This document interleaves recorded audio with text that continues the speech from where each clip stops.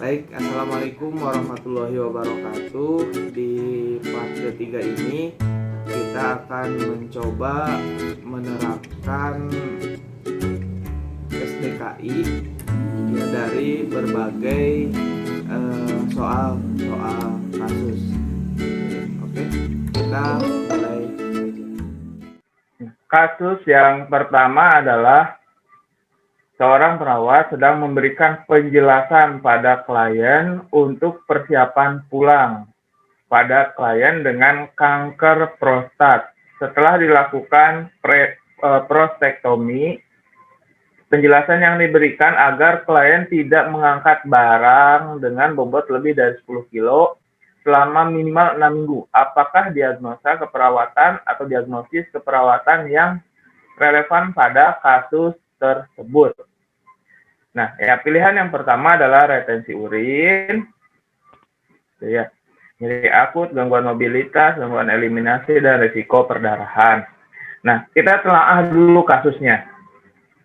Kasus ini dilakukan prostektomi, yaitu prostektomi itu pengangkatan kelenjar prostat bisa sebagian atau seluruhnya gitu. Nah, ini dilakukan dengan tindakan pembedahan. Ya. Nah, setelah dinyatakan boleh pulang, pasiennya apa nih yang bentuknya ini, diagnosisnya apa gitu ya, yang bisa kita ambil. Pasiennya sudah mau sembuh gitu ya, mau pulang ke rumah gitu, mungkin tapi masih dalam perawatan. Nah, kasus ini diagnosis perawatannya apa? Yang pertama, retensi urin berhubungan dengan peningkatan tekanan uretra. Nah, kita telaah satu dari penulisan dulu. Ini kasusnya berarti kasus aktual. Kata-katanya retensi urin berhubungan dengan mana DD-nya tidak ada, berarti tidak lengkap secara penuh tulisan. Nah, akan tetapi kasusnya coba kita lihat retensi urin apakah ada. Retensi urin, tahanan urin di sini tidak ada datanya. Nyeri akut, apakah ada data nyeri di sini? Tidak ada. Dan kedua, cara penulisan juga kurang tepat. Ya, karena ini aktual harus ada tulisan dibuktikan dengan. Selanjutnya, gangguan mobilitas fisik. Nah, kita keep dulu ya yang gangguan mobilitas fisik. Kalau secara penulisan memang sudah kurang tepat ya. Oke, saya pikir ini salah, yang A, yang B juga kurang tepat, yang C juga kurang tepat. Gangguan mobilitas fisik berhubungan dengan nyeri, apakah ada data nyeri? Tidak ada, penulisan pun kurang tepat. Gangguan eliminasi urin berhubungan dengan efek tindakan medis. Ya, betul ada tindakan medisnya ya. Namun apakah urinnya itu terganggu pengeluarannya? Nah, kita tidak tahu karena di sini belum ada datanya gitu. Saya pikir ini belum pas. Nah, yang ketiga, yang terakhir adalah E, berarti yang betul. Risiko perdarahan dibuktikan dengan tindakan pembedahan. Ini kan post prostektomi. Kalau tindakan bedah, nah dengan ada data-data seperti ini nih, jangan ngangkat beban lebih dari 10 kilo. Kenapa? Rasionalnya kalau sudah operasi, maka khawatirnya dengan aktivitas gitu yang mengangkat berat beban apalagi, nah ini akan beresiko perdarahan, tapi dibuktikan dengan ini tindakan pembedahan gitu ya. Secara penulisan ini sudah betul, risiko perdarahan dibuktikan dengan, karena di risiko perdarahan itu tidak di risiko itu tidak ada berhubungan dengan secara penuh tulisan. Oke, seperti itu ya, cukup jelas. Kita lanjut. Kasus nomor 2. Seorang wanita yang berusia 70 tahun masuk dengan keluhan sesak. Oke, ini sesak. Kita garis bawahi. Saat ini perawatan hari kedua. Hasil pengkajian didapatkan pasiennya batuk, ya, disertai lendir, ronhi pada kedua lapang paru. Artinya ini mungkin ronhinya disebabkan karena banyak phlegm atau banyak dahak, gitu ya. Nah, suhunya tanda-tanda vitalnya, tensinya masih oke. Nadinya 56 masih di bawah sih, agak turun ya ini. Respirasinya 26. Kalau kita patokannya sampai 20 atau 24 normalnya, maka ini cukup tinggi. Dan suhunya 36 normal ya. Diagnosis medisnya adalah bronkitis atau peradangan di area bronkus. Apakah diagnosis perawatan yang dilakukan pada kasus tersebut? Oke, kita coba telaah dari bawah dulu deh ya, dari E. Gangguan pertukaran gas berhubungan dengan ketidakseimbangan ventilasi perfusi, dibuktikan dengan pasien batuk disertai lendir, ronhi gitu ya. Nah, kalau kita memilih gangguan pertukaran gas, datanya yang harus masuk adalah, atau yang harus ada di sini, gas itu identik dengan hasil analisis gas darah atau AGD, pH, PCO2, HCO3, maka itulah data-data yang menunjang untuk mengambil diagnosis gangguan pertukaran gas. Namun di sini tidak ada gitu ya. Oh iya, maaf ini langsung sini ya, kepencet nggak apa-apa.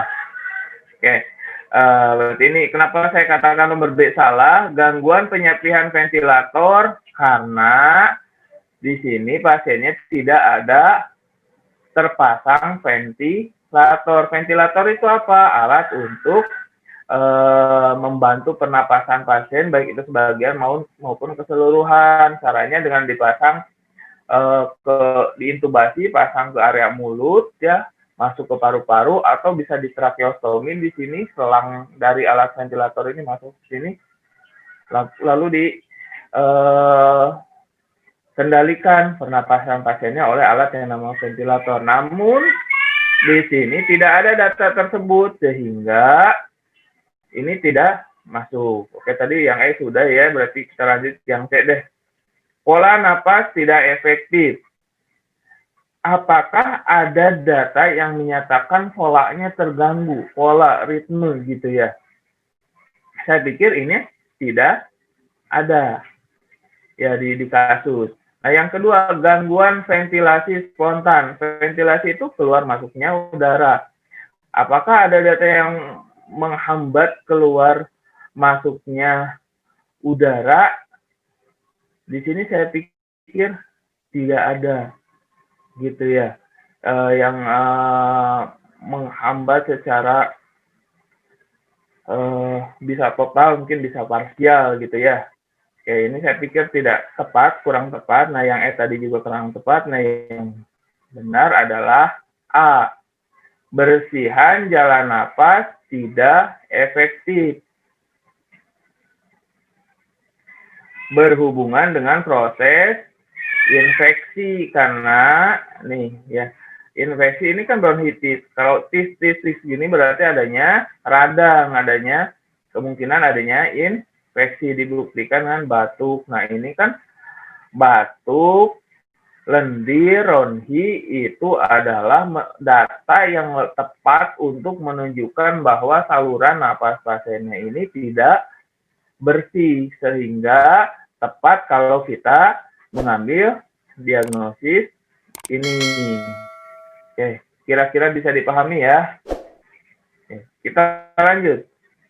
Nah, seorang perempuan yang sudah berumur 62 tahun, berat badannya 50 kilo, dirawat di rumah sakit karena mengeluh udem, bengkak ya di seluruh tubuh, terutama di ekstremitas bawah, yaitu kaki ya berarti. Hasil pemeriksaan menunjukkan pasien tampak sesak. Oke, konjuktivanya anemis. Oke, mulut dan napas tercium bau ureum dan urin output 15 cc per 24 jam.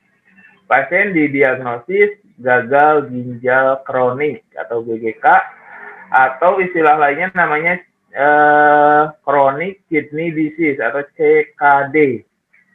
Apakah diagnosis perawatan utama pada pasien tersebut?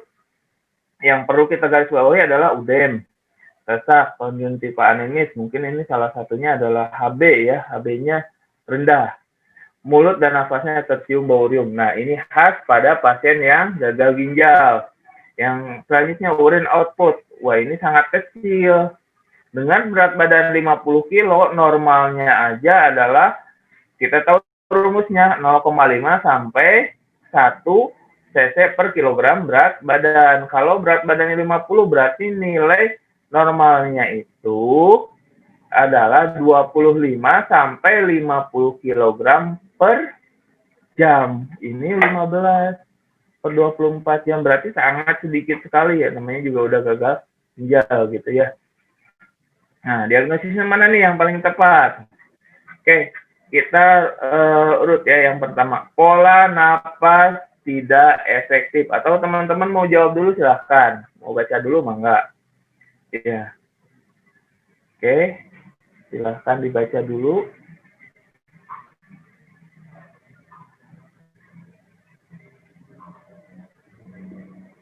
Oke, kalau sudah silahkan tebak mungkin jawabannya yang mana yang tepat. Ya, kita bahas ya. Pertama, pola napas tidak efektif berhubungan dengan obesitas. Adakah obesitas? Tidak ada. Dibuktikan dengan pasien sesak. Ini kurang tepat. Ya. Pola napas tidak efektif berhubungan dengan penurunan energi. Ada data yang menunjukkan penurunan energi? Pasien tampak sesak sih ada, tapi penurunan energinya nggak ada. Ya, pola napasnya pun tidak ada yang menunjukkan bahwa ritme atau polanya terganggu gitu ya.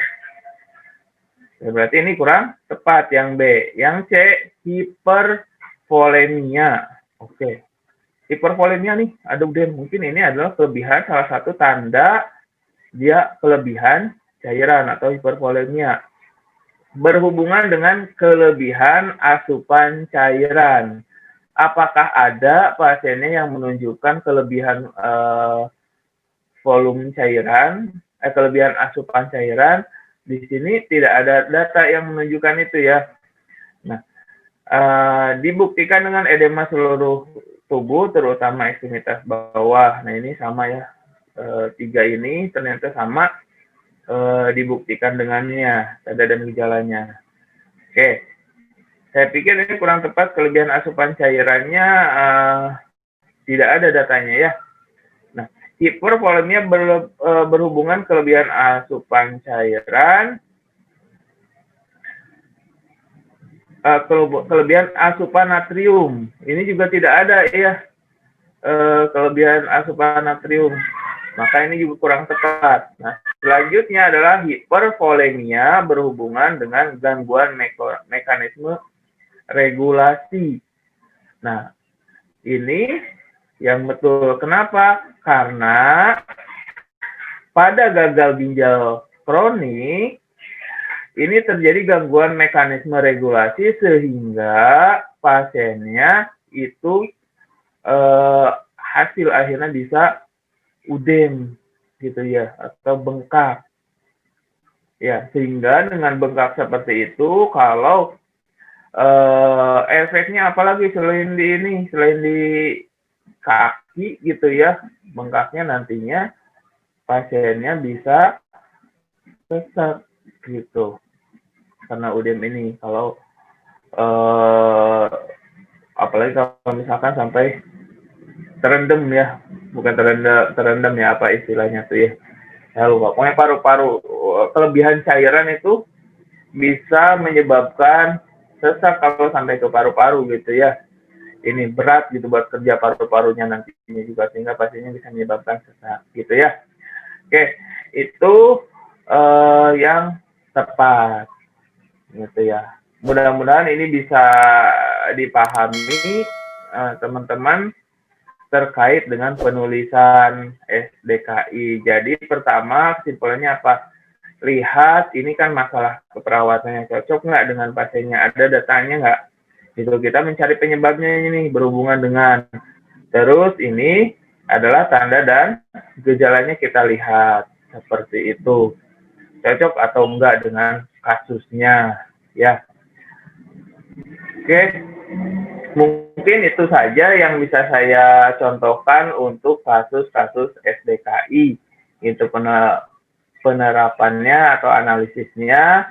Nah, selanjutnya di pertemuan selanjutnya kita akan coba bahas konsep dengan membandingkan dengan kasus pada standar luaran keperawatan Indonesia atau SLKI.